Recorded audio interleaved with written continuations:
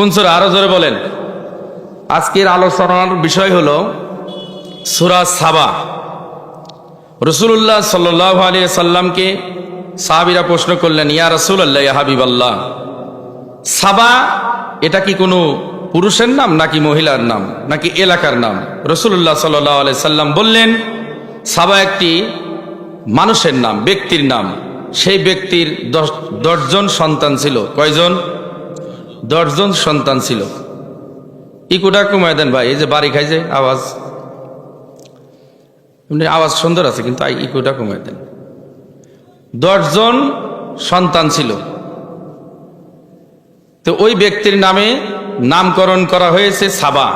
বর্তমান ওই সাবা এলাকা বর্তমান হলো ইয়ামান।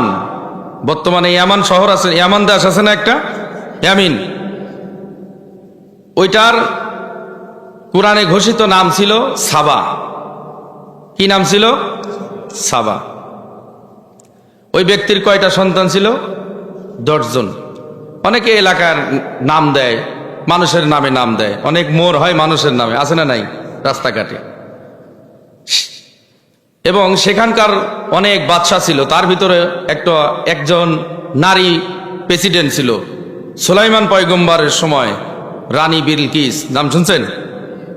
একাধিক অধিকাংশ মুফাসসিরিন ইকরাম তাফসিরের ভিতরে লিখেছেন সাবা সম্প্রদায়ের মধ্যে 12 জন, এবং কিছু মুফাসসির লিখেছেন সাবা সম্প্রদায়ে আল্লাহ রাব্বুল আলামিন একে একে 12,000 পয়গম্বরকে ওই এলাকার মানুষের হেদায়েতের জন্য প্রেরণ করছেন।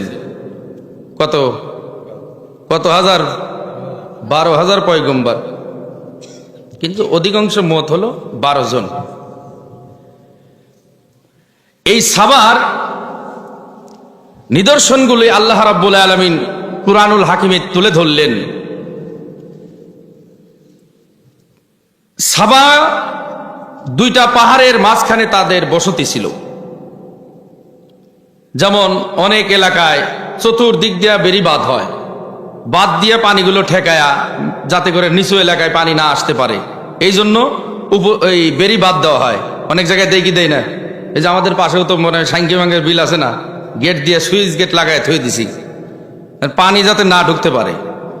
যখন বৃষ্টি আসতো, বৃষ্টি আসলে পাহাড়ি ঝর্ণার কারণে বাঁধ ভাঙা ঝর্ণা আসতো। এই ঝর্ণার কারণে পুরা এলাকা ডুবে যাইত। সবাই মিলে পরামর্শ করে কি করা যায়, বাঁধ নির্মাণ করলো। এই বাঁধে 3টা দরজা দিছে। কয়টা দরজা? 3টা দরজা দিল। যখন প্রথম দরজা, এরপরে দ্বিতীয়, তৃতীয়, 3 নম্বর দরজা সবার উপরে। প্রথম দরজার উপরে সব থেকে যে বড় দরজাটা, সেখানে যখন পানি শেষ হয়ে যায় 2 নম্বর দরজা খুলে। 2 নম্বর দরজার পানি যখন শেষ হয়, কয় নম্বর দরজা? নিচে যে একদম 3 নম্বর দরজা, সেই 3 নম্বর দরজার খুলে দেয়। তখন সাবা এলাকায় পর্যাপ্ত পরিমাণ, যতটুকু দরকার সেই পরিমাণ পানি ওই এলাকার ভিতরে প্রবেশ করত। এবং আল্লাহ রাব্বুল আলামিন তাদেরকে এই সাবার 2 সাইডে উদ্যান দিল, 2টা বাগান দিল। কয়টা বাগান? জান্নাতানে, 2টা বাগান দিল। সেই বাগানের কথা আল্লাহ রাব্বুল আলামিন কুরআনুল হাকিমে বলতেছে। একটা কি নিদর্শন আল্লাহ রাব্বুল আলামিন দিলেন? লাকাদ কানা লিসাবাইন ফি মাসকানিহিম আয়াত, নিশ্চয়ই সাবা সম্প্রদায়ের বাসভূমিতে রয়েছে একটি নিদর্শন। নিদর্শন কি? আল্লাহ রাব্বুল আলামিন বলেন, এমন নিদর্শন দিলাম, জান্নাতানে আইয়ামিনি ওয়া শিমাল। জান্নাতানে, 2টা জান্নাত মানে 2টা উদ্যান, 2টা বাগান। কয়টা বাগান? 2টা বাগান। আইয়ামিনি ওয়া শিমাল, একটি ডানে আর একটা বামে। কিন্তু এখানে হলো প্রশ্ন, 2টা বাগান ছিল না, তাদের 2 সাইডে অসংখ্য শত শত বাগান ছিল। অনেকে আমরা বলি যে 1 নম্বর গ্রুপ, 2 নম্বর গ্রুপ, ক গ্রুপ খ গ্রুপ, কিন্তু গ্রুপের ভিতরে 20-25 জন থাকে কি থাকে না? কতক্ষণ থাকে কি থাকে না? 20 জন 25 জন 30 জন করে থাকে। ক গ্রুপ খ গ্রুপ, 1 নম্বর গ্রুপ 2 নম্বর গ্রুপ। আল্লাহ রাব্বুল আলামিন ডান সাইডে একটা উদ্যান ধরলেন, বাম সাইডে আর একটা উদ্যান, 2টা বাগান। সবগুলো মিলিয়া কয়টা বাগান ধরলেন? 2টা বাগান। এই জন্য আল্লাহ বললেন জান্নাতানে, 2টা বাগান, 2 সাইডে শত শত আছে, সব মিলিয়ে 2টা বাগান ধরলেন। এই বাগানগুলোর নিয়ামত কি দিলেন আল্লাহ রাব্বুল আলামিন, সেই কথা কুরআনুল কারিমে উল্লেখ করলেন। কি কষ্ট হচ্ছে নাকি ভাই? সব উঠাউঠি করেন না, উঠাউঠি বললে মানুষ এলোমেলো হলে তো আমি কথাগুলো উল্টা যাবে আমার, কারণ আমি তাফসীর করতেছি এখানে। যদি ভালো না লাগে এখন উঠে যাইতে হবে, 1 ঘন্টা সময় আলোচনা করব, হয়তো এর চেয়ে 10 মিনিট বেশি হতে পারে। নীরবে শোনেন, কোরআনের কথা বলতেছি, বাজে কথা বলবো না। রাজি আছেন তো নাকি?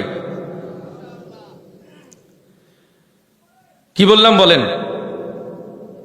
মনে আছে? গেলে মনে রাখতে হবে। 2টা বাগান দিলেন, এই বাগানের নিয়ামত কি করলেন আল্লাহ রাব্বুল আলামিন সেটা বলতেছে। এমন বাগান দিলেন, কওমে সাবা সম্প্রদায়ের বাঁধ বাঁধলেন, পানির বাঁধ, এর চতুর্থ সাইড দিয়ে শত শত বাগান দিলেন, ডানে এবং বামে। এবং এলাকাটাকে আল্লাহ রাব্বুল আলামিন বললেন কেমন এলাকা? বালদাতুন তাইয়্যিবা, উত্তম শহর। যে শহরে, উত্তম শহর কেমন? যে শহরের ভিতরে কোনো মশা নাই। সুবহানাল্লাহ। আমাদের এলাকায় মশা আছে না নাই? কয়েল ধরান, এমন ডিজিটাল হয়েছে, কয়েলের উপরে, ধোঁয়ার উপরে মশা ঘু হু হু করে ঘুরে বেড়ায়, মশা যায় না। ঠিক কিনা বলেন? ইয়ার পরে কি কই, কয়েলের উপরে এখন মশা যায় না, মশারিটা না। রিজিক আল্লাহ রাব্বুল আলামিন কেমন করে দিলেন? কোন মহিলা যদি ওই বাগানের নিচে একটা খালি ঝুড়ি নিয়ে এপার থেকে ওপারে যায়, নিচ থেকে যাওয়া শুরু করলো, এমনি এমনি ঝুড়ির ভিতরে ফল পড়তে পড়তে ঝুড়িটা অটোমেটিক ভরে যাইত। আরো জোরে কর না সুবহানাল্লাহ। কেমন নিয়ামত, কম না বেশি? আল্লাহ রাব্বুল আলামিন এই যে নিয়ামত দান করলেন, উত্তম শহর দান করলেন, আল্লাহ রাব্বুল আলামিন দান করার পরে বলেন, জমিনের অধিবাসী শোনো, তোমরা খাও, কুলু মির রিজকি রাব্বিকুম ওয়াশকুরু লাহু, তোমরা তোমার রবের দেওয়া রিজিক থেকে পান করো, কিন্তু খাবে ওয়াশকুরু লাহু, এই যে আমি রিজিক দান করলাম, তোমাদের স্বচ্ছ শহর, সুন্দর একটি শহর দান করলাম, এই শহরের ভিতরে তোমাদের কোনো মশা নাই, মাছি নাই, তেলাপোকা নাই, সারপোকা নাই, বিষাক্ত সাপ নাই, শব্দ দূষণ কোনো আওয়াজ নাই, শীত না গরম না, সুন্দর ফলমূল আমি আল্লাহ দান করলাম, এখান থেকে তোমরা খাও, নারী পুরুষ সবাই, এবং আমি রব্বুল আলামিনের কৃতজ্ঞতা জ্ঞাপন করো, শুকর আদায় করো। ওই শহরটাকে আল্লাহ রাব্বুল আলামিন বালদাতুন তাইয়্যিবাতুন, উত্তম শহর দান করলেন, এবং তারপরে বলেন ওয়া রাব্বুন গফুর। আল্লাহ বলেন ওয়া রাব্বুন গফুর। রব মানে কি বলেন তো? আরো জোরে বলেন। রব মানে হলো আল্লাহ। এই যে নিয়ামত দান করলাম, মানুষ খাইতে খাইতে নিয়ামত বেশি পাওয়ার পরে আল্লাহকে মাঝে মধ্যে ভুলে যায়, আছে না নাই? অনেক নিয়ামত দান করছে, নিয়ামত কামাই দান করার পরে এইগুলার শুকরিয়া আদায় করে না, পরে মানুষেরা গুনাহ করে। তখন আল্লাহ বলেন, এই জন্য বলতেছে নিয়ামত বেশি দিছি, গুনাহ হয়ে যাবে তোমাদের দ্বারা। ও রাব্বুন গফুর, আমি আল্লাহ ক্ষমাশীল। সুবহানাল্লাহ। তোমরা গুনাহ করবে, আমি আল্লাহর কাছে তওবা করবে। বান্দাবান্দি গুনাহ করার পরে তওবা করলে আমি বান্দাবান্দির ওই গুনাহগুলো ক্ষমা করব। শুধু কি তাই, ওই গুনার জায়গা আমি নেক দ্বারা পরিপূর্ণ করে দেব। সাবার অধিবাসীদের মধ্যে এত নিয়ামত দান করা হয়েছিল, যে নিয়ামতগুলিকে আল্লাহ রাব্বুল আলামিন দান করলেন, তারপরে ওই সাবাবাসীরা বুঝতে শুরু করলো না, বুঝলো না। নবী পয়গম্বরকে আল্লাহ রাব্বুল আলামিন ধীরে ধীরে পাঠালেন এবং আল্লাহর একত্ববাদের দাওয়াত দিলেন, কিন্তু দাওয়াত থেকে তারা মুখ ফিরায় নিল। ফাআরাদু ফাআরসালনা আলাইহিম সাইলাল আরিম। সাইলাল আরিম, বাঁধ ভাঙা বন্যা দিল। কি সাইলাল আরিম? ওই যে শুরু দিয়া বলছিলাম, কয়টা বাদ দিছিল বলেন তো? আরো জোরে কান, কয়টা? তিনটা বাদ দিছিল। আল্লাহ বলতেছেন, যখন তারা আমার থেকে মুখ ফিরায় নিল, আমার দেওয়া ফল আদি সবকিছু খায়, নিয়ামত ভক্ষণ করে, এত সুন্দর এলাকা দিলাম, যে এলাকায় কোনো রোগ ব্যাধি ছিল না, এত সুন্দর এলাকা দেওয়ার পরেও তোমরা আমার নিয়ামতের শুকরিয়া আদায় করো না, আমার থেকে মুখ ফিরায় নিচ্ছ। ফাআরসালনা আলাইহিম, তখন আমি তোমাদের উপরে নাজিল করলাম সাইলাল আরিম, বাঁধ ভাঙা বন্যা। কি ভাঙা বন্যা? তাদের কিতাবে লিপিবদ্ধ ছিল আল্লাহ গজব দিবে কি দিয়ে? ইঁদুর দিয়া। কি দিয়া? কানা ইঁদুর। কি খারাপ লাগতেছে নাকি? কানা ইঁদুর দিয়া তাদের ওই বাঁধগুলো ধ্বংস করবে। তখন তো তারা চালাক, ইঁদুরের জন্য বিলাই দরকার না, তো তারা বিলাই পোষা শুরু করছে, বড় বড় বিলাই। এখন ইঁদুর আর বিড়াল আর ইঁদুরের ভিতরে বন্ধুত্ব সম্পর্ক নাকি শত্রুতামি? দেখা মাত্র তো মনে করেন হামলা শুরু হয়ে যায়। তারা বুঝতে পারছে যে আল্লাহ তো ইঁদুর দিবে, ইঁদুর দিয়া গর্ত খুঁজে বাদমাত সব একদম ধ্বংস করে দিবে। আগের থেকেই তারা বিড়াল পোষা শুরু করলো। কিন্তু আল্লাহর গজবের সামনে এই সমস্ত বিড়াল কি কিছু বলেন? কথা কন নাকি কিছু? কোনো কিছু না। আল্লাহ রাব্বুল আলামিন এই গজবের ইঁদুর যখন পাঠায় দিল, কানা ইঁদুর, বড় বড় ইঁদুর, বিড়াল ওইগুলা দেখে, ইঁদুরকে দেখে মনে কে এলাকা ছেড়ে ভাগছে। এরপরে আস্তে আস্তে বাঁধ ভাঙা বন্যা শুরু হয়ে গেল। ওই বন্যা দিয়ে এলাকার সমস্ত গাছগাছালি সবকিছু নষ্ট হয়ে গেল, এলাকার সমস্ত বাড়িঘর ডুবে গেল, অনেক মানুষ মারা গেল, এলাকা ছেড়ে কিছু পালায়া চলে গেল। এবং ওই নিয়ামতের যে ফলমূলের গাছ দান করেছিলেন, আল্লাহ রাব্বুল আলামিন বলেন, ফাআরাদু ফাআরসালনা আলাইহিম সাইলাল আরিম ওয়া বাদদালনাহুম বিজান্নাতাইহিম জান্নাতাইন। আমি ওই নিয়ামতগুলি ফলমূলের বাগানকে পরিবর্তন করে দিলাম। কিসে পরিবর্তন করলাম? দুইটা যে বাগান উদ্যান দিয়েছিলাম, ওই দুইটা উদ্যানকে আরো দুটি উদ্যানে পরিপূর্ণ করলাম। ওই উদ্যানের ভিতরে ছিল ঝাউ গাছ, এরপরে মাকা ফল, কাঁটাযুক্ত কুল গাছ, যেগুলো জাহান্নামীদের খানা। ওই খানার ফলমূল আল্লাহ রাব্বুল আলামিন কওমে সাবাবাসীর এলাকায় পরিপূর্ণ করে দিলেন। নিয়ামতের অস্বীকৃতি আদায় করছে, পরবর্তীতে আল্লাহ রাব্বুল আলামিন কি করলেন? সাবাবাসীর জন্য সমস্ত নিয়ামত উঠায়া জাহান্নামীর খানা পরিপূর্ণ করে দিলেন। বলেন নাউজুবিল্লাহ। কেন আল্লাহ রাব্বুল আলামিন বলেন, আমি কাফেরদেরকে ধরি যারা আমার অশুকরিয়া আদায় করে, যারা অকৃতজ্ঞ বান্দা, আমি আল্লাহ তাদেরকে ধ্বংস করে দেই। এখন আমরা শুকরিয়া আদায় করব কার বলেন তো? আরো জোরে কোন কার? আল্লাহ। এই জন্য আল্লাহ রাব্বুল আলামিন সূরাতুস সাবার শুরু দিয়ে প্রশংসা করছে নিজে আল্লাহর। আল্লাহ রাব্বুল আলামিন বলেন, সূরাতুস সাবার শুরু দিয়ে তিনি প্রশংসা করলেন, আলহামদুলিল্লাহিল্লাযী লাহু মা ফিস সামাওয়াতি ওয়া মা ফিল আরদ। আলহামদুলিল্লাহ, প্রশংসা কার হবে? জোরে বলেন তো। আল্লাহ। আরো জোরে বলেন, প্রশংসা কার? আল্লাহ। ওই আল্লাহ তিনি প্রশংসা করলেন, সমস্ত প্রশংসা আল্লাহর জন্য। কেন আল্লাহর জন্য প্রশংসা হবে? আল্লাযী লাহু মা ফিস সামাওয়াতি ওয়া মা ফিল আরদ, যিনি আসমান এবং জমিনে যা কিছু আছে এই সব কিছুর রাজত্বের মালিক। সুবহানাল্লাহ বলেন। আসমান জমিনে যা কিছু আছে সব কিছুর মালিক কে?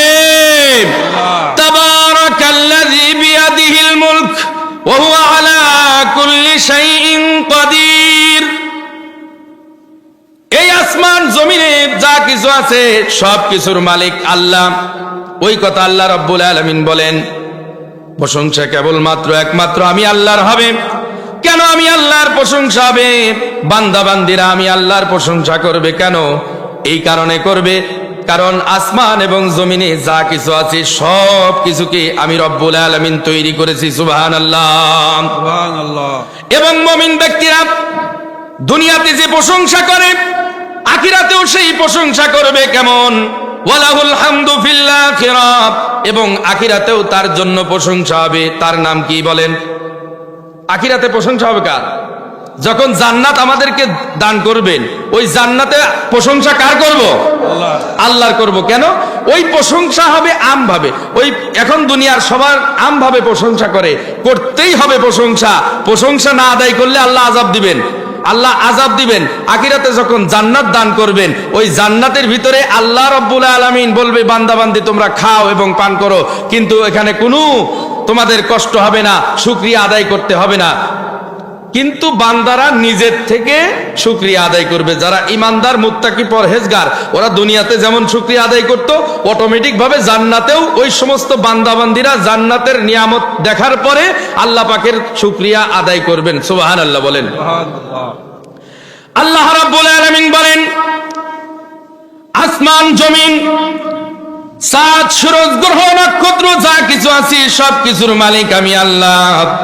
ওয়ালাহুল হামদু ফিল আখিরাহ ওয়া হুয়াল হাকীমুল খবীর। আখিরাতে তার প্রশংসা করার পরে আল্লাহ রাব্বুল আলামিন বলেন, ওয়া হুয়াল হাকীমুল খবীর, তিনি আল্লাহ সর্ববিষয়ে অবহিত এবং প্রজ্ঞাময়, সব বিষয়ে জানেন। পৃথিবীর কেউ জানে না। নির্জনে একা ঘরে রাত্র অন্ধকার গুনাহে লিপ্ত, কে ইবাদত করে, কে বন্দেগী করে, নিশি রাত্রির তাহাজ্জুদের সময় হাজার মানুষ ঘুমায়া আল্লাহ প্রেমিক বান্দা বান্দি কিছু আছে, রাত্রের বেলা শীত নাই, গরম নাই, রাত্রের বেলা তাহাজ্জুদের সময় উঠে নামাজ পড়ে, জিকির আজগার করে, নামাজ পড়ে, জিকির আজগার করে, কলবটা পরিষ্কার করার জন্য আল্লাহর দরবারে হাত তুলে দোয়া করে, জাহান্নামের আগুনের কথা মনে করে, জান্নাতের নিয়ামতের কথা মনে করে। এক শ্রেণীর মানুষ আছে যারা গোপনে প্রকাশ্যে ইবাদত করে, আছে না নাই? আর জোরে করেন, এমন মানুষ আছে না নাই? এমন মানুষ আছে। এই জন্য আল্লাহ রাব্বুল আলামিন বলেন, বান্দা বান্দি শোনো, দুনিয়ার বান্দা বান্দিরা শোনো, আমি আল্লাহ গোপন প্রকাশ্যে যা কিছু করো না কেন সব কিছুর খবর রাখি। ইয়ালামু সিররাকুম ওয়া জাহরাকুম, গোপনে প্রকাশ্যে যা কিছু করো না কেন পৃথিবীর কেউ জানে না, একমাত্র আমি রব্বুল আলামিন জানি। সুবহানাল্লাহ। ওই আল্লাহ বলেন, হুয়াল হাকীমুল খবীর, সর্ববিষয়ে অবহিত, সব বিষয়ে জানেন তিনি।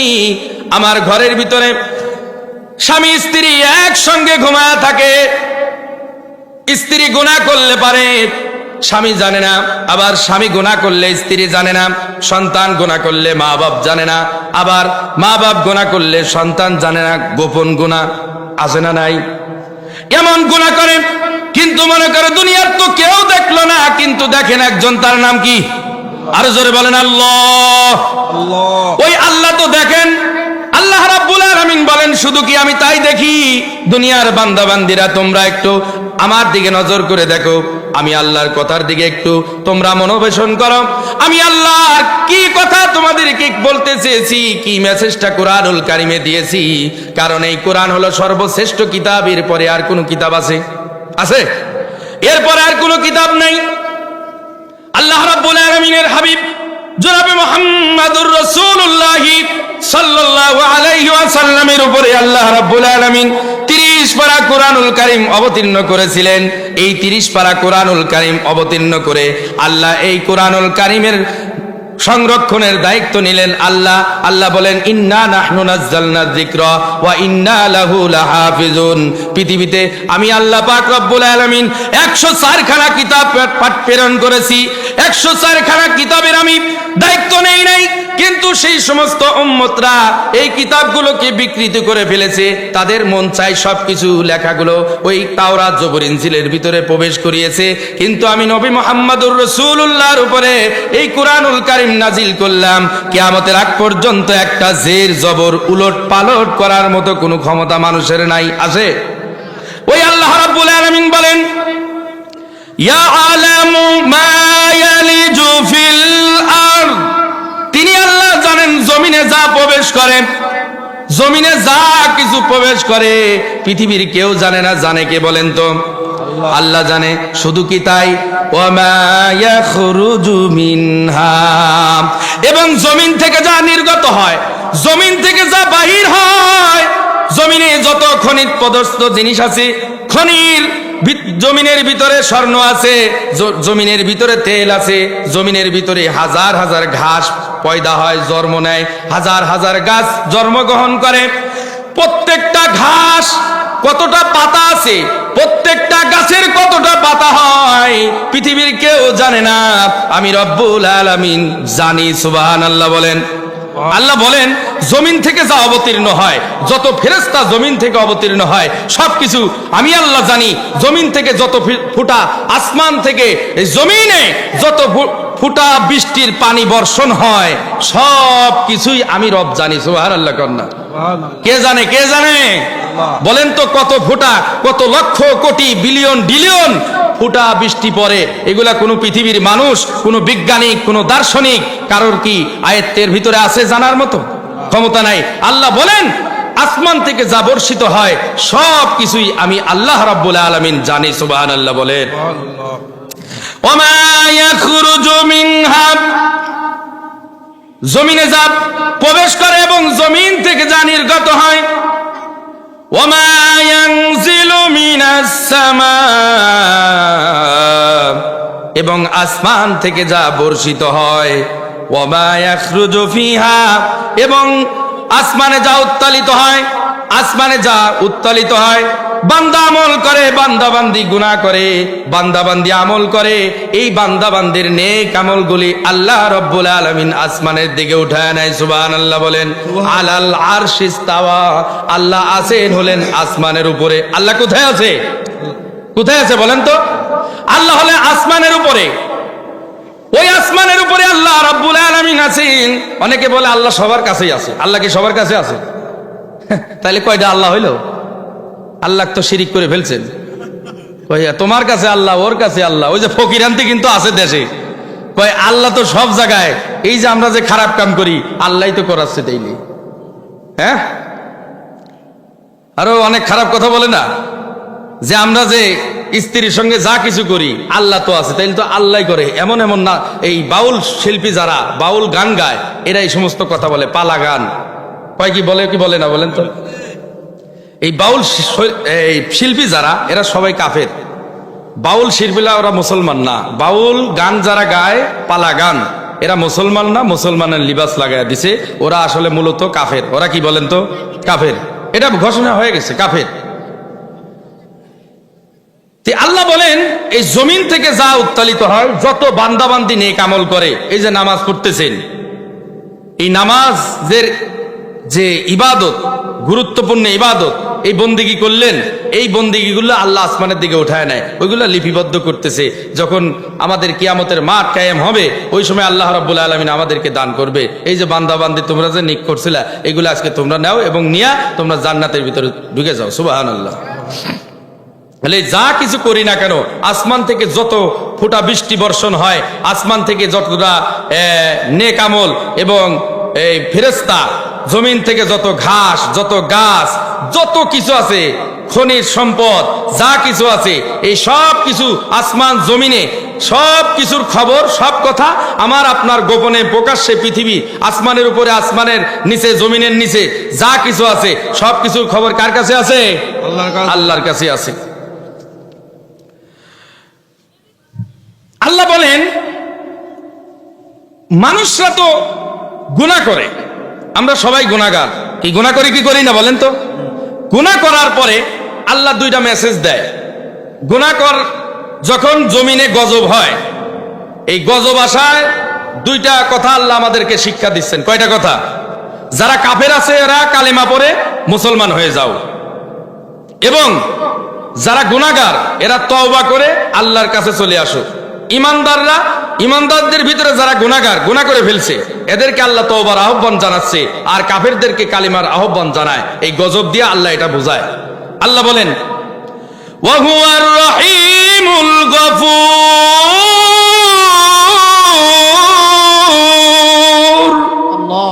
ওই আল্লাহ বলেন তিনি আল্লাহ হলেন গফুর, তিনি আল্লাহ অতি দয়ালু এবং গফুর, ক্ষমাশীল। সুবহানাল্লাহ বলেন।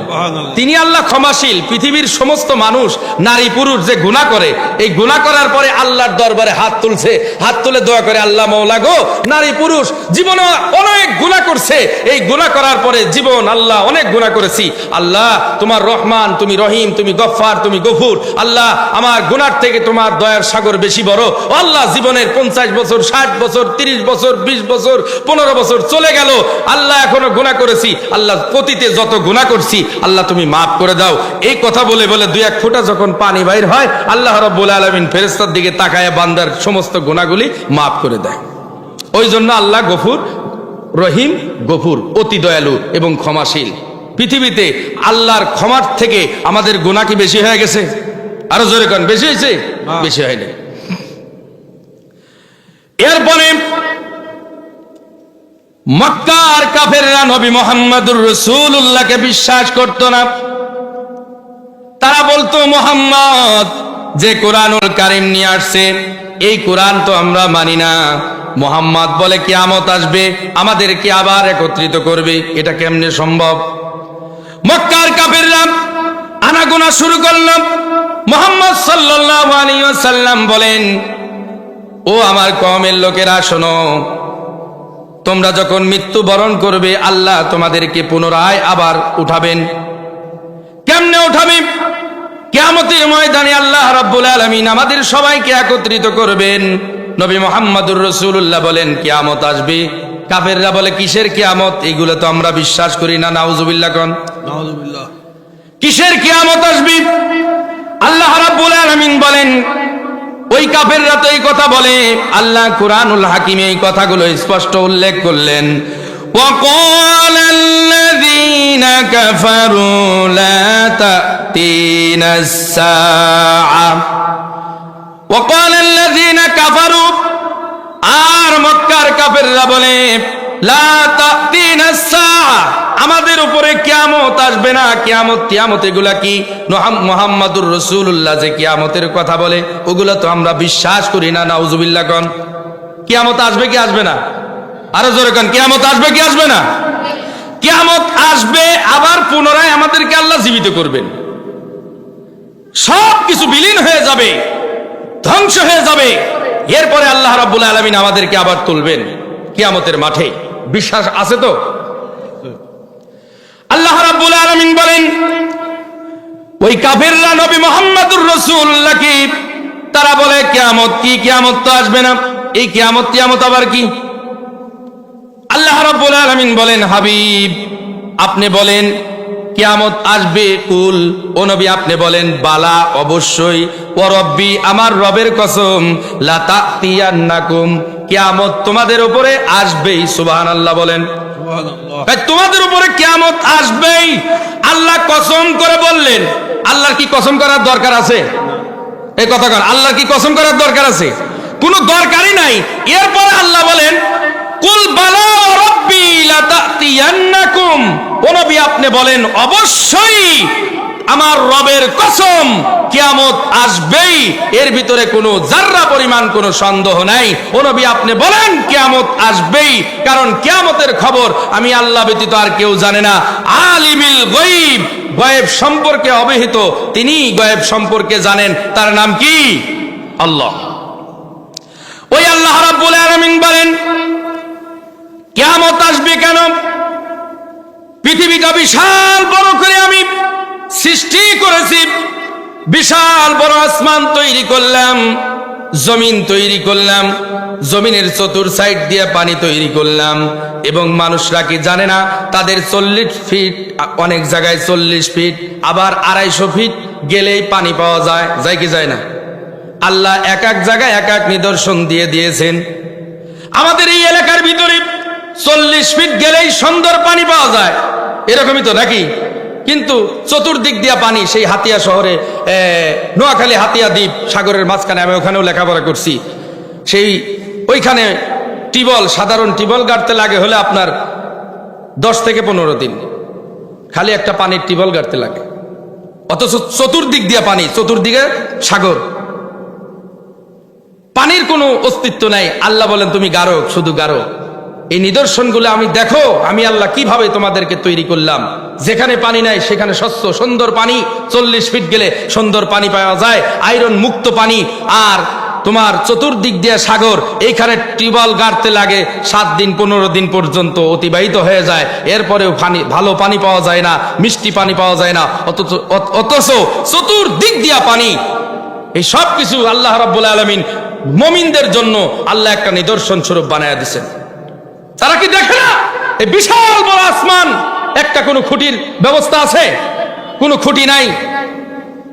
আল্লাহ রাব্বুল আলামিন বলে তারা কি এই আসমান এবং জমিনের দিকে তাকায় দেখে না? এই পানির উপরে আমি আল্লাহ জমিনটা ভাসায় রাখছি, বিশাল বড় আসমানের কোনো খুঁটি নাই। এই আসমানটা ধরতে গেলে প্রথম এই জমিন থেকে কেউ যদি আসমান ধরতে যায় 500 বছরের রাস্তা অতিক্রম করতে হবে। সুবহানাল্লাহ। কত বছরের রাস্তা? 500 বছরের রাস্তা অতিক্রম করতে হবে। বলেন তো এই 500 বছর কেউ কি হায়াত পায়? আরো জোরে কোন। এইভাবে 7টা আসমান, এবার এই 7 আসমানের উপরে আবার বিশাল বড় একটা সাগর আছে, আসমানের উপরে বিশাল বড় সাগর, ওই সাগরের উপরে, এই সাগরের এপার থেকে ওপার পর্যন্ত আরো 500 বছরের রাস্তা। এরপরে আল্লাহর আরশ, এরপরে কুরসি। এই বিশাল বড় আল্লাহর যে নিদর্শন, আসমান জমিন সব কিছু নিদর্শন আল্লাহ রাব্বুল আলামিন দান করলেন। এই মুমিন বান্দা বান্দি যাদের জ্ঞান আছে, বিবেক সম্পন্ন মানুষরাই কেবলমাত্র তার প্রশংসা করবে। ও মালিক, কি বিশাল বড় আসমান তৈরি করছো আল্লাহ, কোনো খুঁটি দেখা যায় না। এই আসমান থেকে যদি একটা আল্লাহ একটা খণ্ড, মেঘের খণ্ড বা একটা আসমানের কিছু খণ্ড যদি আমাদের উপরে চাপায়া দেয়, আমাদের কোনো অস্তিত্ব থাকবে? আরো জোরে কার অস্তিত্ব থাকবে? অস্তিত্বই থাকবে না। অথচ আমরা লাগামহীন ভাবে ঘুরতেছি ফিরতেছি, আমাদের যত প্রকারের অশ্লীল কাজ কর্ম, এরপরে গুনাহের কাজ দিয়ে জর্জরিত হয়ে গেছি। কথা বলেন ঠিক কিনা? ওই আল্লাহ রাব্বুল আলামিন বলেন কি, আর একটু বলবো নাকি? ঘন্টা কিন্তু পার হয়ে যাচ্ছে, পরে শুরু হয়ে। আল্লাহ পাক রব্বুল আলামিন ওই তাকবীর দিয়া পুলাহান আনছে, হ্যাঁ পিছন থেকে আর ওরা ভাগছে। যুবক পুলাহান আনছে নাকি? সব তো চাচা দেখা যায়, আছে না? যুবক আছে নাকি? দেখে হাত তুলেছে। এখন তো ভাই যুবক আর পাওয়া যায় না, এমন মোবাইল পাইছে, মোবাইল একবার সারা দেশ খেয়ে হালাইছে। ঠিক আছে, ওই দিন একটা ঘটনা শুনলাম, একজন এসে বলতেছে তার শ্বশুর টিকটক করে 50 বছরের উপরে টিকটক করে আর একটা মেয়ের সাথে সম্পর্ক হয়ে গেছে। এই কোরআন সামনে নেই, গতকালকে একজন আমাকে বলতেছে, আল্লাহ বলেন শিক্ষিত বুড়া তো এলে কাজ করা শিখছে, আর মূর্খ গুলা তো বুঝে না টিকটক কি। এখনকার যারা বৃদ্ধ এরা তো বুঝে না, তাও বুঝে গেছে 50 বছর প্রেম কি জিনিস গো, এগুলা বুঝা লাগবে। সারাদিন মনে করেন যুবক আর খুঁজবে কি, বিয়ে করে নাই, মেয়ের হাতে দিয়া ধুইছে একটা মোবাইল টাচ, ও সারাদিন কি করবে? গোতাবে, সারাদিন গোতাবে। মনে করেন মাঝে মধ্যে দেখি তো এই বিভিন্ন জায়গায় যাই, দেখা যায় না সাইড সুইটে যুবতীরা বসে, কত হাজার হাজার ছেলেদের মনে করেন যে মেসেজ, সারাদিন মেসেজ করে, একটা যায় আর একটা, একটা যায় একটা, একটা যায় একটা, খালি উল্টায় উল্টায়। এরপরে যুবকরা তো আসেই কতগুলা। নিয়ত করতে হবে যে সমস্ত মেয়েরা বিবাহের আগে মোবাইল চলেছে এদেরকে বিয়ে করা যাবে না। রাজি আছে তো নাকি? কেমনে থাকে এই যে মোবাইলে একদম খেয়ালছে তো, মোবাইলে যে অ্যাকশন, সে একদম মনকে টেকনাফ থেকে তেঁতুলিয়া চলে যায় প্রেমের টানে। প্রেমের টানে একজন বিদেশ থেকে চলে আসে বাংলাদেশে। সেই আজকের কথা এটা, এটা কি ভাবা যায়? তো এই যে মনে করেন কাজকর্ম হয়ে গেছে মোবাইলের ভিতরে। যারা মেয়েদেরকে মোবাইল দিচ্ছেন, বিবাহ শাদী হয় নাই, আপনার মেয়ে লেখাপড়া করতেছে, মোবাইল কেন দিলেন? এত ডিজিটাল হয়ে গেল আপনার মেয়ে। মোবাইলটা একটু চেক করেন, দেখেন, হঠাৎ করে নিয়ে চেক করেন, দেখেন 65 জনের মনে হয় কমপক্ষে ছেলের লিস্ট আছে। এরপরে কয়েকদিন পর ছেঁকা দিয়ে বেকা হয়ে যায়। প্রেম করার তো সাইজ নাই, সেঞ্চুরি করে ফেলে প্রেম করতে করতে, এরকম লিস্টে আমাদের কাছে আসে। এই যে প্রেম প্রীতির মোবাইলের ওয়াজ শুনবে কি? যুবকরা তো বেশি ওয়াজ শোনে না, কারণ তাদের তো ডেট অনেক থাকে। এগুলো তো ফেরেশতা, আল্লাহ রহমত নাজির করুক, বলে আমিন। এদের সবাইকে একটা উত্তম চরিত্রের বউ দান করুক, বলে না আমিন। কারণ বউ ভালো না হলে তো বিপদ, সে হাজি হোক আর গাজী হোক, ওই ইবাদত বন্দি করি শান্তি নাই, বউ শেষ, সব শেষ, নারী দিয়াই সব কিছু, কতক্ষণ ঠিক কিনা? হাওয়া আলাইহিস সালাম আদম বাবাক জান্নাত থেকে নামায় নিয়ে এসে জমিনে, নাহলে কি আমাদের এই দশা হয়? এই আজকে কত কষ্ট করে সারা রাত মনে করে ইবাদত বন্দেগি, এরপর গুনাহ সবকিছু করতেছি।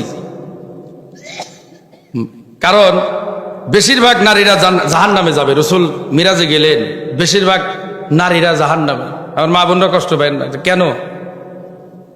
একটু কিছু হইতে বদদোয়া দেয়, কিছু হয়েছে জারির বেটা জারি মরেও না, সন্তানে করছে, আছে না নাই? কই জারির বেটা জারি মরেও না। তো এই যে বদদোয়া দেয়, আল্লাহ নবী বললেন মহিলা বেশি কেন জাহান্নামে যাবে? কয় এরা স্বামীর নাশুকরিয়া আদায় করে, সারা জীবন অনেক কিছু দিল।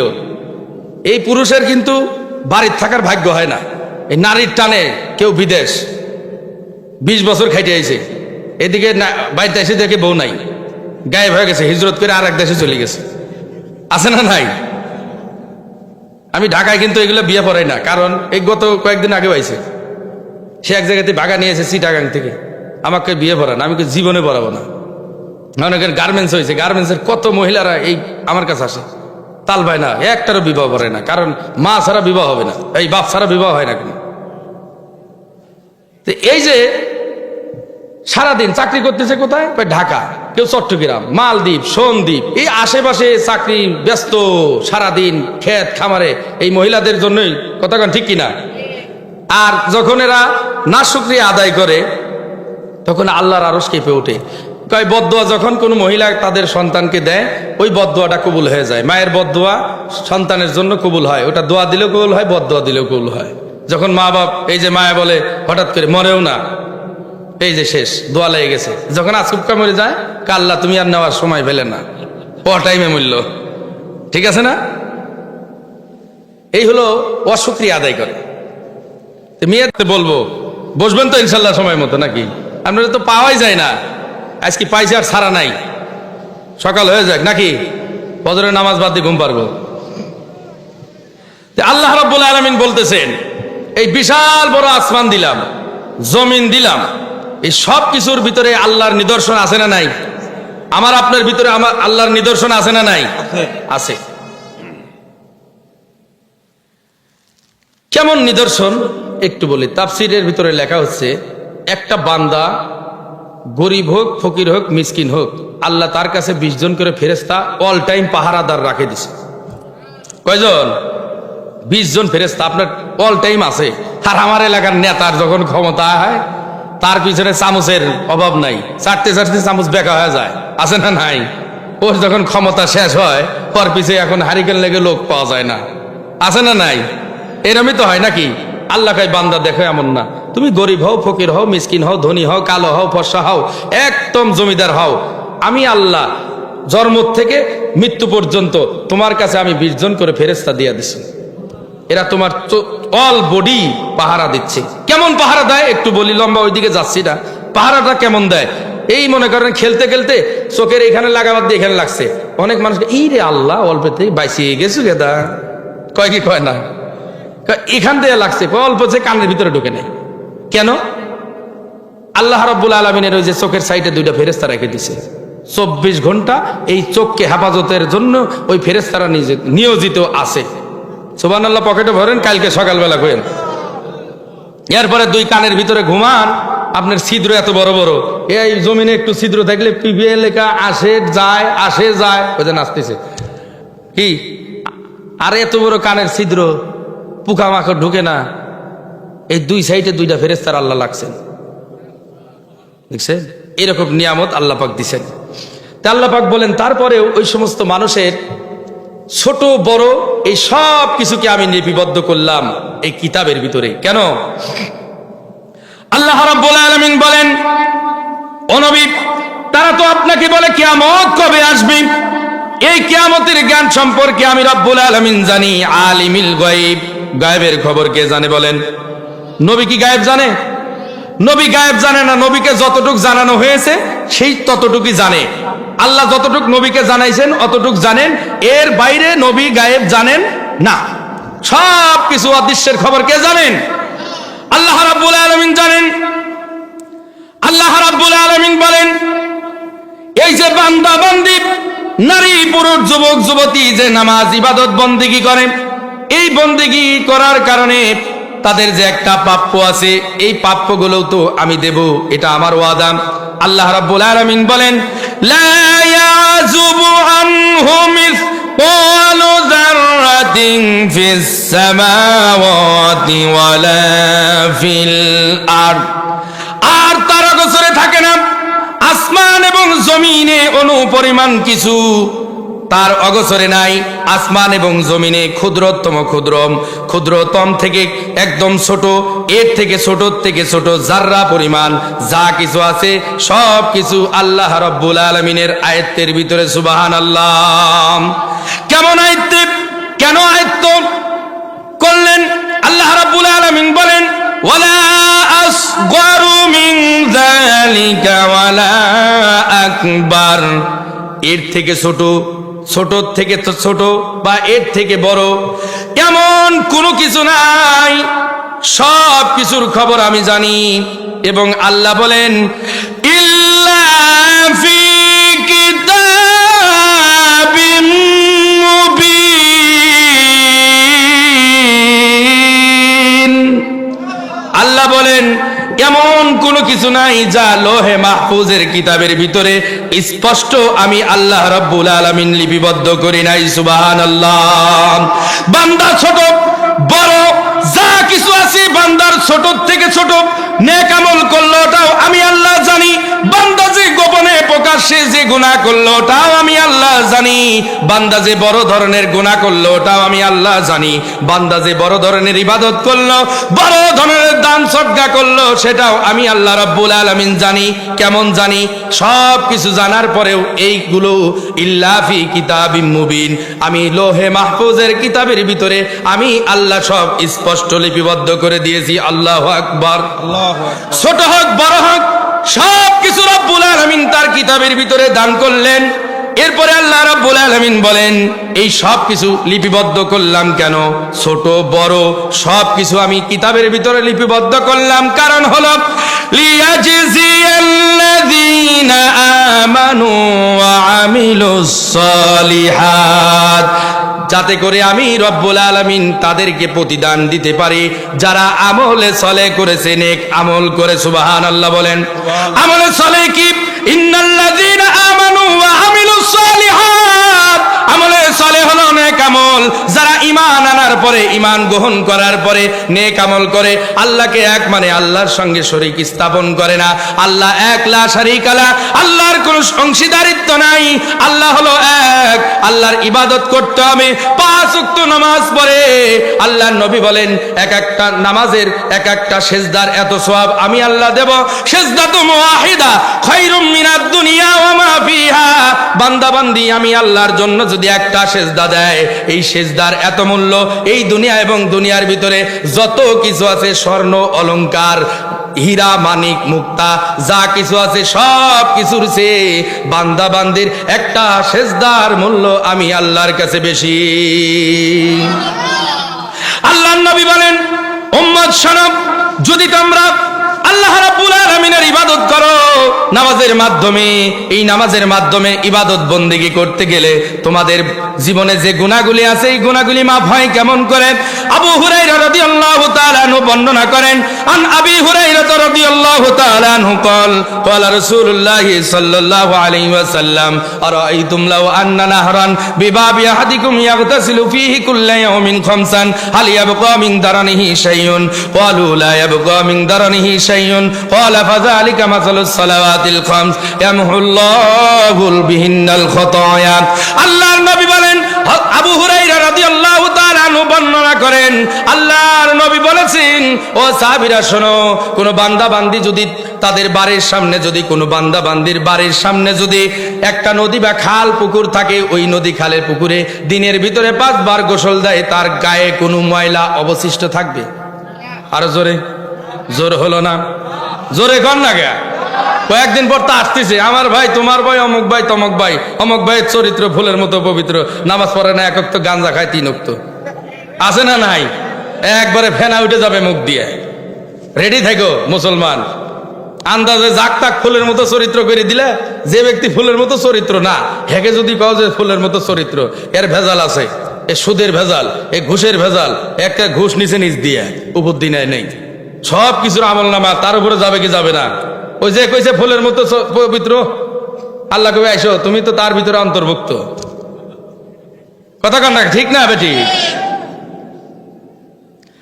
আল্লাহ নবী বলেন, সাহাবীরা শোনব, কোন বান্দা বান্দি যদি দিনের ভিতরে 5 ওয়াক্ত নামাজ পড়ে, কয় ওয়াক্ত?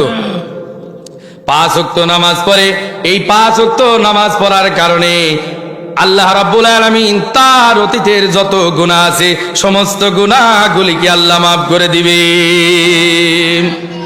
খামসু সালাতিন ইফতারাহুন্না আল্লাহু তাআলা মান আহসানা উযুআহুন্না ওয়া সাল্লাহুন্না লিওয়াক্তিহিন্না ওয়া তাম্মা রুকুআহুন্না ওয়া খুশুআহুন্না কানা লাহু আলাল্লাহি আহদুন আইয়াগফিরা লাহু ওয়া মান লাম ইয়াফআল ফালাইসা লাহু আলাল্লাহি আহদুন ইনশা গফারা লাহু ওয়া ইনশা আযাবা। আল্লাহর নবী বলেন, আল্লাহ পাক রব্বুল আলামিন 5 ওয়াক্ত নামাজ ফরজ করছেন।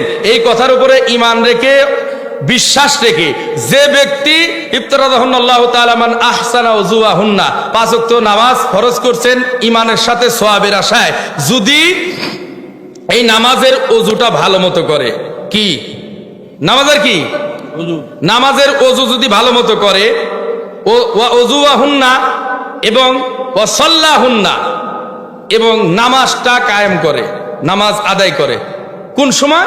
লিওয়াক্তিহিন্না, সময় মতো নামাজ পড়ে। কোন মতো? এখন সময় ঘুমায় নাই, আজান দিছে, কয় তো সময় আছে, কাম করতেছি, করো করো করো করতে করতে আসর বেজে যায়, কয় মারো ঠেলা, দুইটা একসাথে মেরে দাও, আছে না নাই? রাসূল বলে এরকম না, লিওয়াক্তিহিন্না ওয়া আতাম্মা রুকুআহুন্না, এবং এই নামাজের রুকু সেজদা সুন্দর করে করবে। নারী পুরুষ রুকু সেজদা কি করে করবে? সুন্দরভাবে। এখন মনে করেন যে অনেকে মসজিদে দেখা যায় রুকু সেজদা, যে মনে করেন যে রুকু আর সেজদা একসাথে করে, ওই যে রুকু সেজদা একসাথে, উঠেই শুয়ে না, এরপরে আবার মনে করেন যে সেজদা গেছে, এরপরে আবার উঠে যায়। কি কইলো? মানে 3 বার তো কয়ই না, 7 বার 5 বার 14 বার কেমনে হয়? ঠিক আছে। আবার মনে করেন এমন মুসল্লি আছে, ইমাম সাহেব যদি মনে করেন আত্তাহিয়াতুতে একটু দেরি করে, বৈঠকে 2 বৈঠকে সালাম ফিরাইতে, পিছতে অনেক আসে, কাশ মারে, আছে না নাই? ওর কিন্তু কাশ আসে না, এটা এমনি অটোমেটিক দিছে। মানে হুজুর আমার তো পড়া শেষ, আপনি এখন কি করেন, বসে ঘুমিয়ে গেলেন, সালাম ফিরান মিয়া। ঠিক আছে, ওই কাশি দেয়, এরম মুসল্লি আছে না নাই?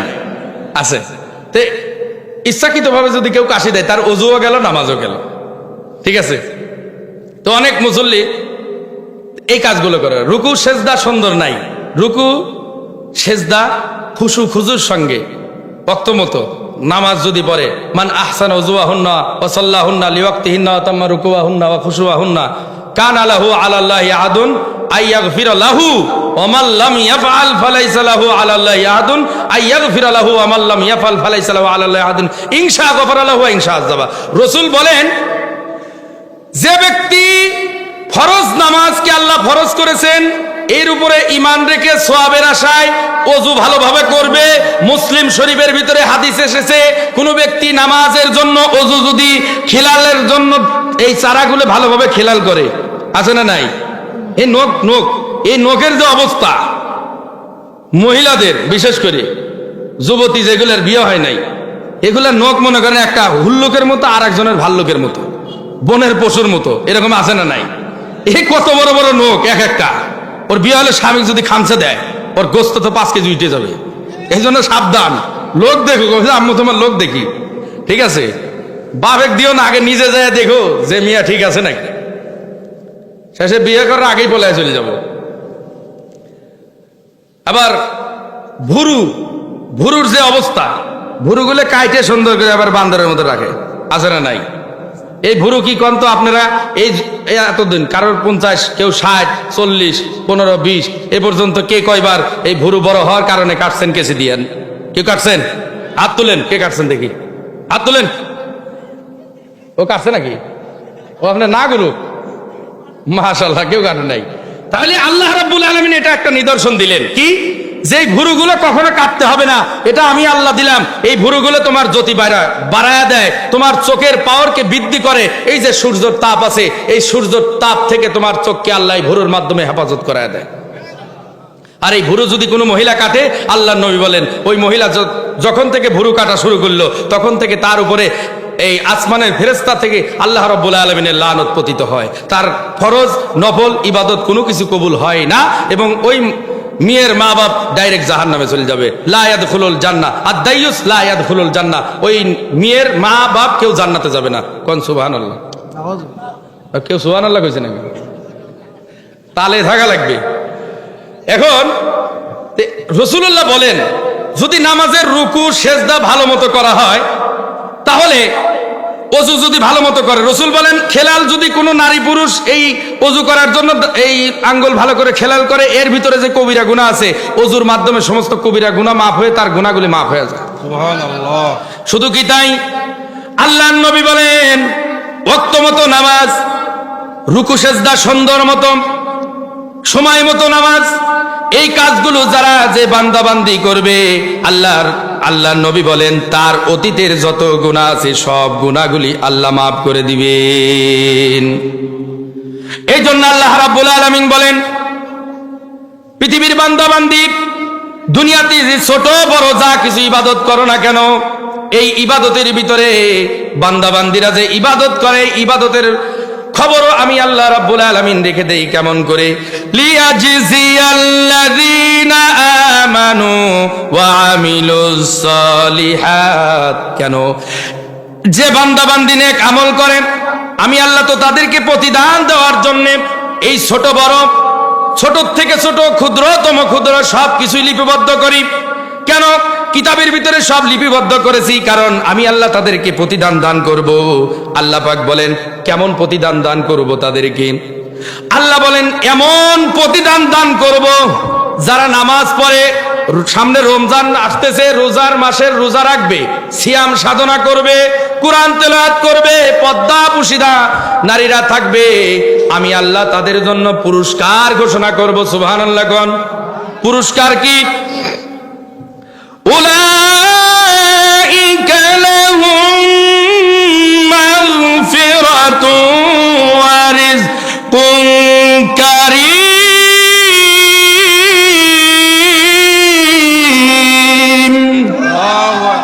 উলাইকা লাহুম, আমি আল্লাহ তাদের জন্য মাগফিরাত দিলাম, ক্ষমা ঘোষণা করলাম। সুবহানাল্লাহ। কোন শুধু কি তাই, আমি আল্লাহ তাদের গুনাহগুলি নারী পুরুষের মাফ করে দিয়ে তাদের জন্য আমি জান্নাতে সম্মানজনক জীবিকার ব্যবস্থা করে দিয়েছি। সুবহানাল্লাহ বলেন।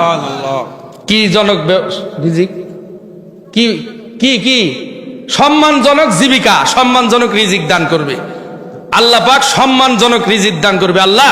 এই মাহফিলে কোরআনের কথা যারা শুনতেছে, নারী পুরুষ, আল্লাহ সবাইকে ওই আল্লাহ তুমি যে জান্নাতের ঘোষণা দিছো, ওই সম্মানজনক রিজিক এবং ক্ষমা আমাদেরকে করে দিও, বলে না আমিন। অবশ্যই করবে, কারণ এত রাতের শীতের ভিতরে মানুষ ঘর থেকে বাইরে হইতে চায় না।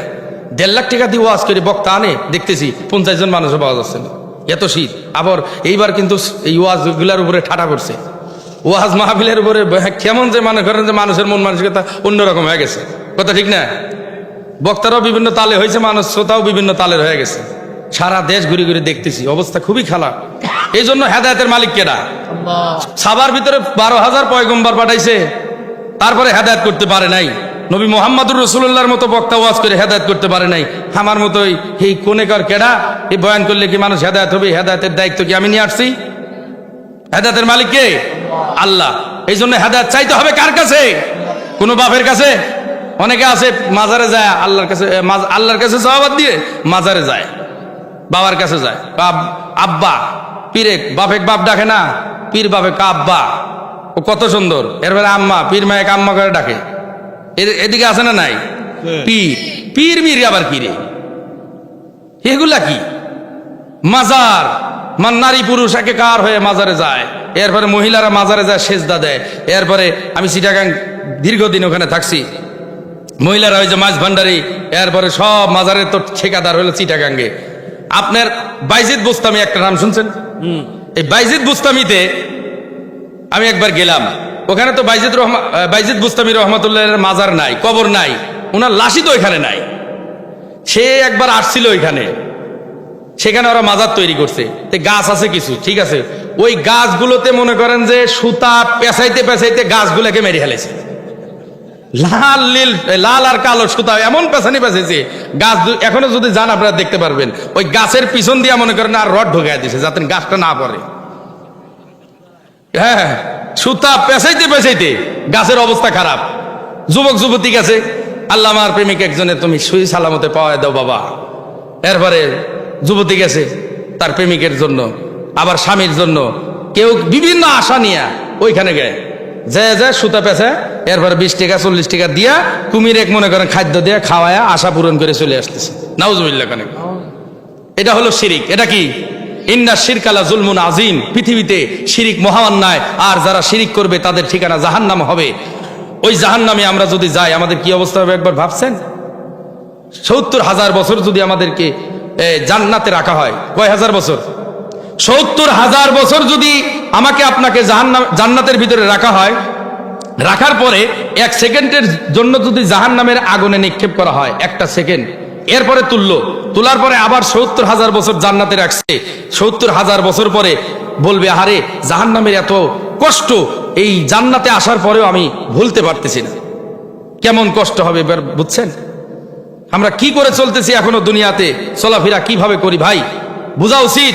আমরা বেমালুম আল্লাহকে ভুলে গেছি, তার নবীকে ভুলছি, রাসূলকে ভুলে গেছি। এই জন্য আসেন সব কিছু ছেড়ে আমরা কোরআন এবং হাদিসের দিকে চলে আসি।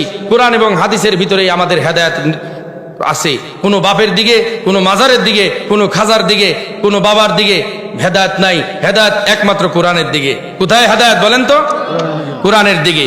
আল্লাহ রাব্বুল আলামিন বলেন, আমি তাদেরকে ক্ষমা করব, সম্মানজনক জীবিকা দান করব। একটু গরম পানি দিয়েন, আছে না কেউ? গরম পানি দেন, শীতের দিন তো দেন দেন, আর অল্প সময় শেষ করে দেবো। হ্যাঁ, বলতেছিলাম আল্লাহ রাব্বুল আলামিন বলেন ছোট বড় সবকিছুর খবর আমি আল্লাহ রাখি। কেন রাখি? কারণ প্রতিদান দান করব। ঠিক আছে, প্রতিদানটা কেমন আল্লাহ ওইটাই কোরআনের ভিতরে বলতেছেন। প্রতিদান এমন, বান্দাবান্দি তোমরা সারা জীবন গুনাহ করছো, গুনাহ করার পরে এই যে রামেশ্বরের মাহফিলে এসে তওবা করছো, মুনাজাত দিয়া তওবা করছো, এই তওবার কারণে পানি বাইর হইছে, চোখ দিয়া পানি বাইর হইছে।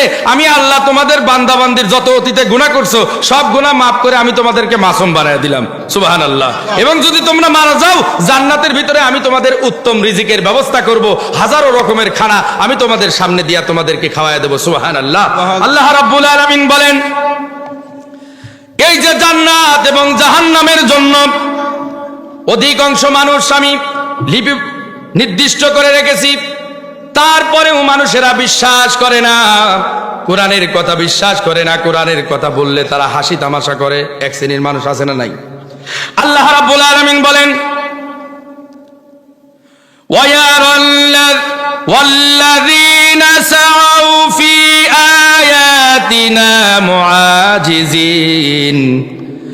আর যারা আমি আল্লাহর কুরআনুল কারীমের আয়াত সমূহকে ব্যর্থ করার জন্য উঠে পড়ে লেগেছে, উলাইকা লাহুম আযাবুম মির রিজজিন আলীম, তাদের জন্য রয়েছে যন্ত্রণাদায়ক শাস্তি। যারা আমার আয়াতকে ব্যর্থ করার জন্য উঠে পড়ে লেগেছে আমি আল্লাহ তাদের জন্য যন্ত্রণাদায়ক শাস্তির ব্যবস্থা করছি। নাউজুবিল্লাহ কি বলা যাবে? সবার উপরে কোরআন সত্য, এর উপরে আর কিছু সত্য আছে? এরপরে আর কোনো সত্য নাই। এরপরে আল্লাহ পাক রব্বুল আলামিন বলেন এই যে কুরআনুল কারীমকে এক শ্রেণীর মানুষেরা ব্যর্থ করার জন্য উঠে পড়ে লেগেছে, অথচ আমি আল্লাহ কোরআন সত্য দান করলাম, এর উপরে আর কোনো সত্য নাই। আল্লাহ রাব্বুল আলামিন বলেন ওয়ায়ারাল্লাযীনা উতুল ইলমাল্লাযী উনজিলা ইলাইকা মির রাব্বিকা হুয়াল হক। সুবহানাল্লাহ। অনেকবার এখানে সমস্যা নাই, এরকম ভাবটাও নাই মনে করেন যে ওই মাহফিলে যে জিকির আজগার এগুলো আসলে কাজ না। কোরআন হাদিসের কথা, মাহফিল গুলো একটা নষ্ট চরিত্র হয়ে গেছে, মানুষ ওইটাই তো চায়। মাহফিল মনে করো কোরআন হাদিস বাদ দিয়ে খালি গাও, একটু পর পর গজল গাও, এবার জিকির গাও, এবার সাল্লাল্লাহ ধরো, এই ওয়াজের আগা মাথায় খুঁজে পাও না। সারা দেশের অবস্থা এরকম, কি কথা ঠিক না? কোরআন হাদিস কিন্তু নাই। শুরু শেষ কোরআন হাদিস থাকবে। এত গজল আসে কেন কোরআনের মাহফিলে এসে? গজল একটা দুটো গাওয়া যায়, যে কালেকশন করা লাগে, গজল না গেলে হয়ও না। ওই সময় খাওয়া যায়, ঠিক আছে। এই যে মানুষ বসে এক ধারছে যখন থাকে, এখন অত গজলের দরকার কি? গজল তো এমনি শোনা যায়। সঠিক কথাগুলো কইলে, কোরআন হাদিসের কথা কইলে মানুষ কিন্তু পাওয়া যায় না বেশি। কথা কি ঠিক কিনা ভাই? ঠিক। কোরআন হাদিসের কথা মানুষ শুনতেই চায় না। আকাম কুকাম মনে করেন যে ওই মাহফিলের ভিতরে করলে গেলে মানুষ ভালোবাসে বেশি। হাজার ফেসল ভালোই শুনতে পারে, কিন্তু কোরআন হাদিসের এরকম তাফসির, আমার ডাইরেক্ট তাফসির, সারাদিন কইলে গেলে রাত কোয়া যাবে, শেষ হবে, এরপর শেষ হবে না। হাদিস কোরআন, আমি কি বাইরের কোনো কথা বলতেছি? কন্ত কোরআন হাদিসের এগুলো শুনতে হবে, আর অল্প সময়ের ভিতরে শেষ দিয়ে আসবো। তে আল্লাহ পাক বলতেছেন, দেখেন এখানে ঘোষণা দিচ্ছে কি, আল্লাহ পাক বলেন যারা জ্ঞানী, যারা কি বলেন জ্ঞানী, তারা জানে ও নবী আপনার উপরে যে কুরআনুল কারীমকে আমি ওহী করলাম হুয়াল হক, তা সত্য, এরা জ্ঞানী ব্যক্তিরা জানে এবং সাক্ষ্য দিবে। সুবহানাল্লাহ কন্যা। আমরা কি সাক্ষ্য দেই যে কোরআন সত্য? কারা কারা সাক্ষ্য দেয়? হাত তুলেন। লিল্লাহে তাকবীর। দিন ইসলাম, দিন ইসলাম, কোরআন সুন্নাহর আলো।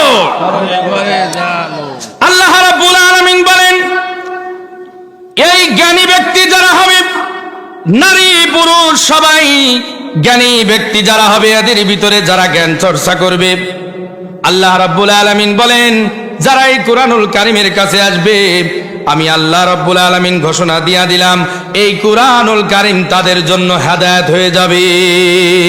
সুবহানাল্লাহ। ওয়ায়াহদি ইলা সিরাতিল আজিজিল হামিদ।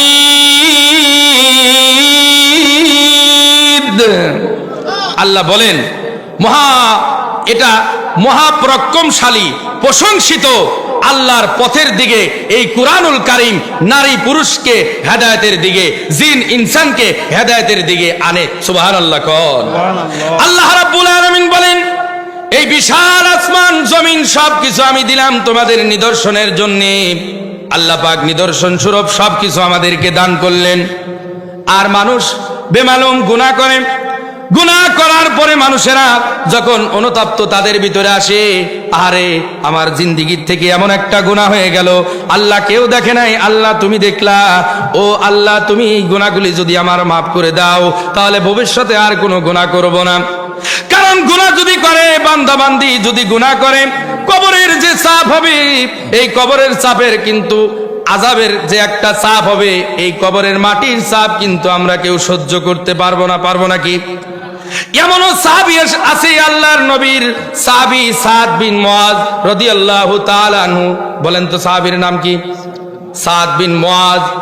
এই সাদ বিন মুআজ বদর যুদ্ধের প্রথম শহীদ হয়েছেন। তার ছেলের নাম হযরতে জাবের। হযরতে সাদ বিন মুআজ বদরের যুদ্ধে প্রথম শহীদ হয়েছেন। শহীদ হওয়ার পরে তার সন্তান কাফনের কাপড়টা সরায়া বাপের দিকে তাকায়া কান্নাকাটি করতেছে। আল্লাহর নবী জনাবে মুহাম্মদুর রাসূলুল্লাহ সাল্লাল্লাহু আলাইহি ওয়াসাল্লাম বলেন, ও জাবির তুমি কান্দো কেন?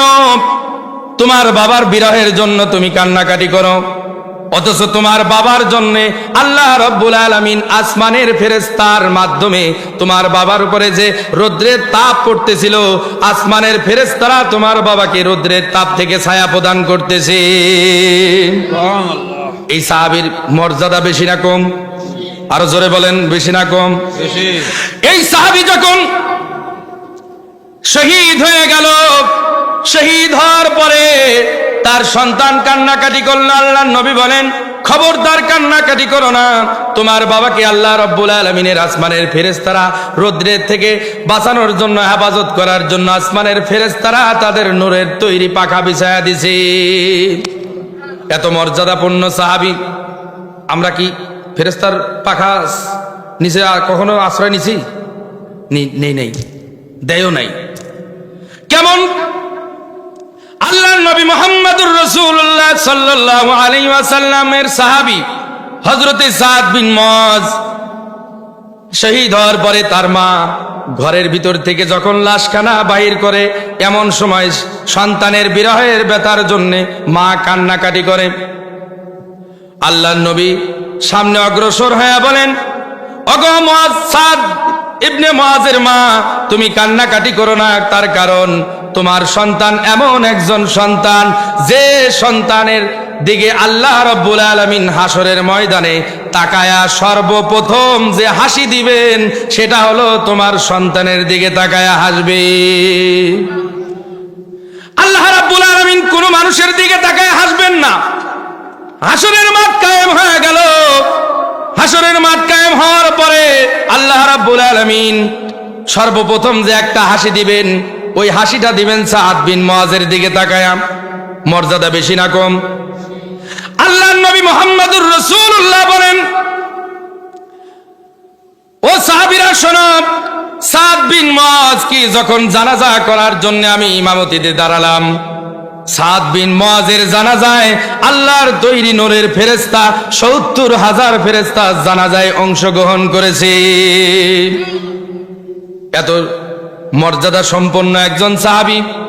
এরপরে শুধু কি তাই, এই সাহাবী যখন ইন্তেকাল করে, শহীদ হয়, আল্লাহ রাব্বুল আলামিনের আরশ আছে, ওই আরশটা একবার কেঁপে উঠেছিল। আল্লাহু আকবার বলেন। এই বিশাল বড় আরশ কেঁপে উঠলো কার কারণে? সাদ বিন মুআজের কারণে। এত একজন ভালো মানুষ, নেককার মানুষ ইন্তেকাল করেছে, এই কারণে আসমান কেঁপে উঠেছিল, আল্লাহর সিংহাসন কাঁপলো। আল্লাহ রাব্বুল আলামিন বলেন, এই সাহাবীকে আমি এত মর্যাদা দান করেছি।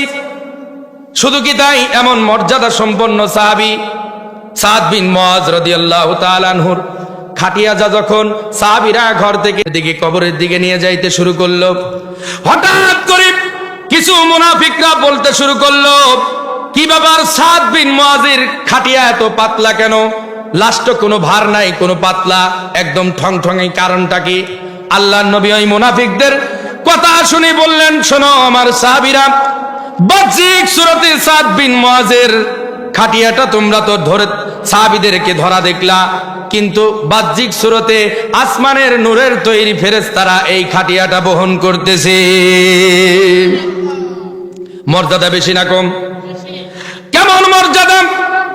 সাহাবীরা যখন কবর খনন করলেন, কবর খনন করতে করতে যখন কবরের মাটিতে কোদাল দিয়ে কোপ দেয়, এমন সময় কবর থেকে অটোমেটিক মিশকো আম্বরের জান্নাতি ঘ্রাণ বাইর হওয়া শুরু হয়ে গেছে। সুবহানাল্লাহ।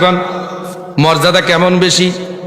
এই সাহাবীকে কবরের ভিতরে নামানোর পরে জনাবে মুহাম্মদুর রাসূলুল্লাহ সাল্লাল্লাহু আলাইহি ওয়াসাল্লাম রাহমাতাল লিল আলামিন মাটি দেওয়া সম্পন্ন করে কবরের উপরে দাঁড়ায়া আল্লাহু আকবার সুবহানাল্লাহর আওয়াজ করতে শুরু করলো, চিল্লা চিল্লা। সাহাবীরা বলেন, ইয়া রাসূলুল্লাহ, ইয়া হাবিবাল্লাহ, নবী গো, অতীতে আপনি তো কখনো এমন করে সুবহানাল্লাহ, আলহামদুলিল্লাহ, আল্লাহু আকবার বলেন নাই কোন সাহাবীর কবরের দাঁড়ায়া। ইয়া রাসূলুল্লাহ, ইয়া হাবিবাল্লাহ, সাদ বিন মুআজের কবরের সামনে দাঁড়ায় আপনি কেন আল্লাহু আকবার বলেন? আল্লাহর নবী মুহাম্মদুর রাসূলুল্লাহ বলেন, সাহাবীরা শোনো, এই সাহাবীকে আমি যখন কবরের ভিতরে মাটি চাপায়া দিয়া উপরে মাটি দিয়ে সমান করে দিলাম, আমাকে জিব্রাইল ওহী করে পাঠায়া দিল আল্লাহ পাক জিব্রাইলকে। জিব্রাইল এসে বলেন, ইয়া রাসূলুল্লাহ, ইয়া হাবিবাল্লাহ, নবী গো, আপনার এই সাহাবী সাদ বিন মুআজের কবরখানা আস্তে আস্তে ধীরে ধীরে বড় কবরখানা সংকীর্ণ হয়ে যাইতে শুরু করলো। এত বড় মর্যাদাপূর্ণ সাহাবী, এত বড় মর্যাদাপূর্ণ সাহাবী, আরশের আসমানের থেকে ফেরেশতা অবতীর্ণ, আরশ কেঁপে উঠেছিল। আল্লাহর নবী ইমামতিতে জানাজা সম্পন্ন হলো। এই সাহাবীকে যখন কবরের ভিতরে রাখা হয়, কবরের মাটিগুলো ধীরে ধীরে সংকীর্ণ হয়ে যাইতে লাগলো। আল্লাহর নবী বলেন, জিব্রাইল এসে বললেন, ওগো নবী, আপনার সাহাবীর সাদ বিন মুআজের কবরখানা সংকীর্ণ হয়ে যাচ্ছিল। আল্লাহর নবী মুহাম্মদুর রাসূলুল্লাহ এই জন্য বলেন সুবহানাল্লাহ, আল্লাহু আকবার বলার কারণে কবরের মাটিগুলো আবার প্রশস্ত হয়ে গেল। আল্লাহু আকবার। ভাইরা আমার, লক্ষ্য করে দেখেন, এই সাহাবীদের আমলের তুলনায় আমাদের কোনো আমল নাই, বন্দেগী নাই। জীবনের চতুর্দিক দিয়ে তাকালে ডানে বামে উত্তর দক্ষিণে চোখ বুদলে শুধু গুনাহ আর গুনাহ, গুনাহ ছাড়া কোনো কিছু নাই। আল্লাহ রাব্বুল আলামিন বলে, বান্দা যত গুনাহ করেছো, বান্দা বান্দি যুবক যুবতী তোমরা যে এত গুনাহ করেছো, গুনাহ করার পরে আমি আল্লাহর কাছে যখন তওবা করবা, আমি আল্লাহ তোমাদের গুনাহগুলি পরিবর্তন করে নেক দ্বারা বদলায় দেব। এই জন্য আমাদের মৃত্যু বরণ করতে হবে। মৃত্যুর আগে আল্লাহর যে ইবাদতের কথা আল্লাহ রাব্বুল আলামিনের হাবিবকে দিয়ে আল্লাহ পাক রব্বুল আলামিন জমিনে বলেছেন যে কোরআন সত্য, রসুল সত্য, আখিরাত সত্য, পরকাল সত্য, মৃত্যু সত্য, এরপরেও মানুষ বেমালুম মৃত্যুকে একদম ভুলে গেল। একজন মানুষ মৃত্যু বরণ করলে তার সব আমলগুলি বন্ধ হয়ে যায়। আমলগুলি যখন বন্ধ হয়ে যায়, কবরে সে নিঃস্ব হয়ে গেল। কেউ আমল দেওয়ার মতো মানুষ যদি জমিনে না থাকে, যদি সে ব্যক্তি গুনাহ করে, শুধু আযাব আর আযাব যাইতে থাকবে। আর যদি জমিনে কোনো ব্যক্তি নেক পাঠানোর মতো থাকে, সন্তান আদি যদি কোরআন পড়ে, নামাজ পড়ে, সদকা করে, আল্লাহ রাব্বুল আলামিন বলেন ওই বান্দা বান্দির সদকার কারণে, সন্তানাদির সদকার কারণে, দানের কারণে মা বাবার কবরের জীবনের সমস্ত গুনাহগুলিকে আমি আল্লাহ মাফ করে দেই। আল্লাহ নবী বলেন পৃথিবীতে নামাজ, রোজা, হজ, যাকাত সব থেকে বড় দান হলো সদকা। দান, সদকা এটা হলো সব থেকে বড় ইবাদত। কারণ একজন মানুষের কবরের ভিতরে মায়ের কবরের ভিতরে গুনাহ হচ্ছে, বাপের কবরের ভিতরে গুনাহ হয়। এই মুহূর্তে কোনো ব্যক্তি যদি মা এবং বাপের নামে কিছু দান করে, তাহলে আল্লাহ রাব্বুল আলামিন ওই দানের বদলতে সঙ্গে সঙ্গে মা বাপের কবরের তামাম জিন্দেগীর গুনাহ মাফ করে দেয়। সুবহানাল্লাহ বলেন। এই জন্য আজকের এই রামেশ্বরের মাহফিল থেকে আমরা ওয়াদাবদ্ধ হবে, মুসলমান ভাইয়েরা রে আমার, সময়টা অল্প, কিছু কিছু আমল শিখতে হবে। 5 ওয়াক্ত নামাজ পড়ি, ফজরের নামাজ পড়ে যদি কোনো ব্যক্তি আয়াতুল কুরসি একবার পড়ে, কি আয়াতুল কুরসি একবার যদি পড়ে, আল্লাহর নবী বলেন কোন ব্যক্তি ফজরের নামাজ পড়ে যদি একবার আয়াতুল কুরসি পড়ে, ওই দিন যদি মারা যায়, ওই দিন মারা যাওয়ার সঙ্গে সঙ্গে সে জান্নাতবাসী হয়ে যাবে। সুবহানাল্লাহ। জান্নাতে যায় না, কারণ হলো সে মৃত্যুবরণ করে নাই। কোন ব্যক্তি মাগরিবের সময় যদি আয়াতুল কুরসি তেলাওয়াত করেন, আল্লাহর নবী বলেন কোন নারী পুরুষ, কোন যুবক যুবতী যদি নামাজের পরে, মাগরিবের পরে একবার আয়াতুল কুরসি তেলাওয়াত করে, সঙ্গে সঙ্গে তার জীবনের সব গুনাহ মাফ হয়ে যায়। এবং ওই ব্যক্তি যদি ওই রাত্রে ইন্তেকাল করে, তার তামাম জিন্দেগীর গুনাহগুলি মাফ হয়ে যাবে। সুবহানাল্লাহ কোন। সুবহানাল্লাহ। একটা কথা বলে শেষ। তাহলে এমন একটা সাহাবীর কবরের ভিতরে চাপ দিচ্ছেন, বলেন তো আমার আপনার কি হবে ভাই? উপায় আছে কোনো? উপায় নেই। আরো জোরে উপায় না, আরো জোরে বলেন। উপায় নেই। এমন একটা সাহাবীর যদি কবরের ভিতরে চাপ দেওয়া হয়, এখানে প্রশ্ন হলো 2-3টা। 1 নম্বর, কোন ব্যক্তি যদি, আমাদেরকে মাটি থেকে তৈরি করা হয়েছে, আদম আলাইহিস সালামকে কি দিয়া তৈরি করছেন? মাটি দিয়া তৈরি করলেন। এই মাটির থেকে অনেক দূরে থাকার কারণে আমরা মাটির থেকে এখন দূরে না, মাটির সঙ্গে মিশে গেছি, মিশে যাই নাই। এই মাটির থেকে দূরে থাকার কারণে যখন মাটির ভিতরে যাব, আযাব হবে 2 ভাবে। একটা, প্রথম নম্বর হবে যে ব্যক্তি মুমিন, পরহেজগার, নারী পুরুষ, যুবক যুবতী, পরহেজগার, ইমানদার, মুত্তাকি, তাদের চাপটা হবে কেমন? অনেক দূর দিন বিদেশ থেকে আসার পরে একজন মানুষ যদি বিদেশ থেকে আসে, তাকে বাপ জড়ায় ধরে, মা জড়ায় ধরে, ভাই জড়ায় ধরে, জোরে না আসতে, ব্যথা পায় নাকি? মহাব্বতে জোরে। কিন্তু ওইটা আদরের। ওটা কি কষ্টদায়ক নাকি আদরের? ওটা আদরের। কোন ইমানদার, মমিন, পরহেজগার, মুত্তাকি ব্যক্তি যদি ইন্তেকাল করে, দীর্ঘদিন পরে মাটির মানুষ ওই মাটিতে যাওয়ার পরে মাটিটা একবার আদর সহকারে একটু জড়ায় ধরতে চায়। সুবহানাল্লাহ কন্যা। আর যারা গুনাহগার, তাদেরকে আযাব এমন ভাবে চাপ দিবে, ডান পাশের হাড়গুলো বাম পাশের ভিতরে ঢুকে যাবে, বাম পাশের হাড়গুলো ডান পাশের ভিতরে ঢুকে যাবে। এটা সত্য, এর উপরে আর কোনো সত্য নাই। তেমনি ভাবে আদর স্বরূপ ওই সাহাবীকে চাপ দেওয়ার জন্য চাচ্ছিল মাটিটা একটু হালকা জড়ায় ধরার জন্য মহাব্বতে, কিন্তু আল্লাহ নবী ওটাও হইতে দেয় নাই। সুবহানাল্লাহ। এই জন্য যারা মুমিন, মুত্তাকি, পরহেজগার হবে, তাদেরকে মাটি আলতোভাবে ধরবে, এটা কষ্টের কোনো চাপ না। আল্লাহ রাব্বুল আলামিন আমাদেরকে মুমিন হিসাবে কবুল করে, বলেন আমিন। আজকে এই মসজিদের ভিতরে শেষ কথা, মসজিদ আজকে মাহফিলের আয়োজন করছে, আপনারা খুশি না বেজার? কারা কারা বেজার?